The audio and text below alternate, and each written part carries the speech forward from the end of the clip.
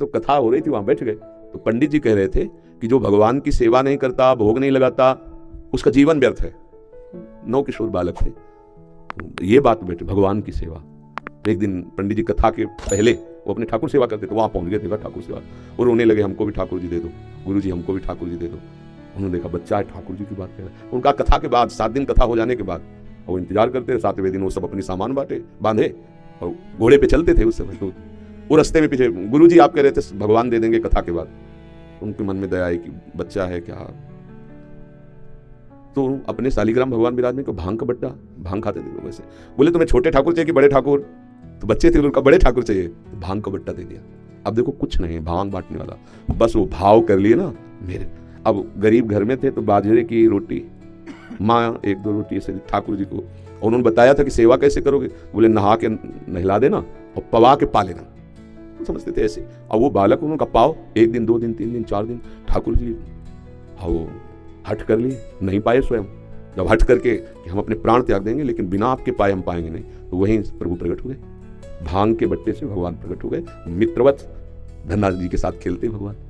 भाव और मंत्र दो में बड़ी सामर्थ्य है, उसमें संशय नहीं करना चाहिए, बहुत अपार सामर्थ्य है। अब क्या हो गया, इतना आहार विहार अपवित्र हो गया है कि मंत्रों को सिद्ध कर पाना उसको से थोड़ा कठिन, पर ऐसा नहीं कि नहीं है। त्रिकाल संध्या करने वाले ब्रह्मणत्व से युक्त जो ब्रह्म ऋषि जन है, अगर मंत्रवेत्ता आवाहन करें तो वैसा ही प्रभाव। आप तो वहां दर्शन ही किए होंगे, प्रभु के दर्शन ही किए होंगे, अयोध्या में ही रहते हैं। अभी जाना है प्रभु जी, अभी जा नहीं पाए। हाँ तो आप दर्शन करना। हाँ, हमें तो दूर से भी उनका, जैसे सूर्य का तेज है ना, संपूर्ण ब्रह्मांडों में छाया रहता है, पर वो एक कांच होता है जो विशेष, वही सूर्य के तेज को पकड़ कर आग लगा सकता है, समझते ना। हाँ, वो जो भी होता है ना, ऐसे ही भक्तों का हृदय कुछ विशेष होता है, कहीं भी हो तो तेज उधर से। तो जो तुम पूछ रहे हो, जो तुम वर्णन कर रहे हो, वो विराजमान वहाँ है, कनेक्शन यहाँ है, पूरी सूचना, पूरा भाव, पूरा ये समझ में आ जाए। भगवान सर्वत्र है, भाव के द्वारा, प्रेम के द्वारा प्रकट होते हैं। मंत्र और भाव के द्वारा कहीं भी भगवान को प्रकाशित किया जा सकता है।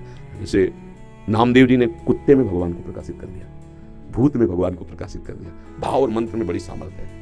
अयोध्या में तो लाखों करोड़ों भक्तों के भाव जुड़े हैं, और ब्रह्म ऋषियों के मंत्र, आचार्य कोटि के महापुरुषों का संकल्प, तो भगवान को तो प्रकाशित होना ही पड़ेगा। और भगवान तो वहाँ प्रगट में विराजमान है, क्योंकि उनका घर है, जैसे वृंदावन है ना, ये यहाँ प्रिया प्रीतम प्रगट में विराजमान है।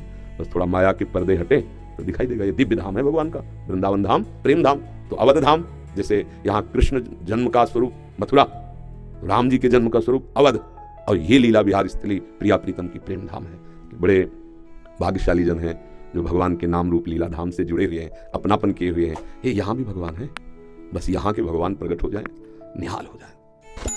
यहीं के भगवान को विशेष प्रकट करने के लिए हम सब जगह जाकर दर्शन करते हैं, भावना करते हैं। यहाँ के भगवान प्रकट हो जाए तो फिर एक दृष्टि बदल जाती है। सिय राम में, अब देखो दृष्टि बदल गई।